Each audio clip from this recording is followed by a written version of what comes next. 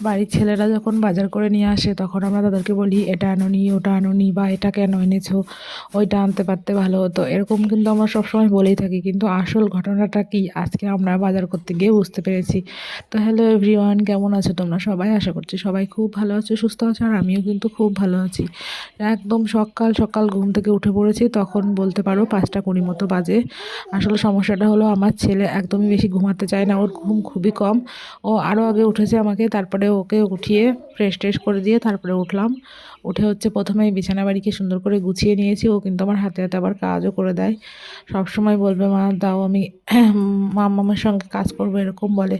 তো আমি যখন বিছানা গোছাচ্ছিলাম তখন বালিশপত্র গুছিয়ে দিয়েছে, তারপর দেখো বাইরে দৌড়াদৌড়ি করছে। আমি আবার ঘরটা ঝাড় দিচ্ছিলাম, তারপরে ঘরটা ঝাড় দিলাম, ও আবার এসে সে আমার সামনে সামনে দাঁড়াচ্ছে, ও আমার সঙ্গে কাজ করবে। মানে আজকে কিছুতেই আমার পিছন ছাড়তেই চাইছে না। আর তারপরে দেখো আমি চলে এসেছি উঠোনটা ঝাড় দিতে। কালকে উঠোনটা লেপেছিলাম, কি সুন্দর রয়েছে দেখো, একদম একটুখানি রোদ হয়েছে, খুব সুন্দর লাগছে দেখতে। একদম ধুলো ময়লা নেই বললেই চলে, একটুখানি পাতা পড়েছে, সেগুলোকেই ঝাড় দিতে হবে। আর ওই যে গোবরের মানে এগুলো উঠবে সেগুলো। তো যাই হোক, তাও দেখো আমি এখন উঠোন ঝাড় দিতে এসেছি, আর আমার ছেলে আবার এসে বলছে মাম্মা আমাকে কাজ করতে দাও। ও এসে আমার ঝাঁটা নিয়ে নেবে, আমার সঙ্গে কাজ করবে। তারপর আমি ওকে একটু আদর করে করে বুঝিয়ে পাঠিয়ে দিলাম। ও দেখো উঠোন দিয়ে দৌড়াদৌড়ি করে বেড়াচ্ছে, আর আমি ভাবলাম আমি আমার কাজগুলোকে কমপ্লিট করে নিই। তো যেহেতু সকাল সকাল ঘুম থেকে উঠেছি, এখনও কিন্তু সূর্য ওঠেনি, আর ওয়েদারটা বেশ ঠান্ডা ঠান্ডা। আমার কিন্তু গরম একদমই ভালো লাগে না, এই সকাল সকাল কাজটা সেরে নিই আমি গরমের দিনে বিশেষ করে।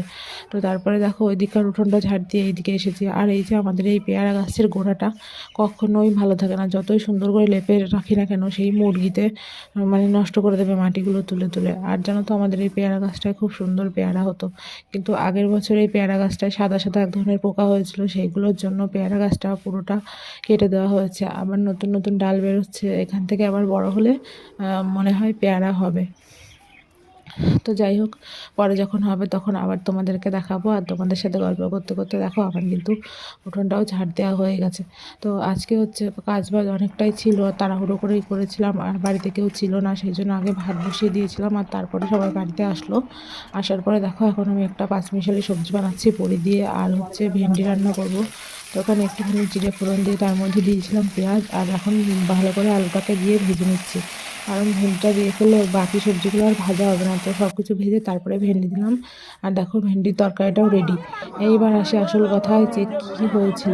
তো দেখো মানে সকালবেলা রান্না খাওয়া করে ঘুমিয়েছিলাম, বিকালবেলা সমস্ত কাজ বাজ করে তারপরে এসেছিলাম একটু বাজারে, একটুখানি দরকার ছিল সেই জন্য। তো বাজারে এসে ভাবলাম সবজি নেব। তারপরে সবজি বাজারে এসে দেখছি যে যা সমস্ত সবজি আছে প্রায় সব কিছুই আমাদের বাড়িতে হয়। কী নেবো কী নেবো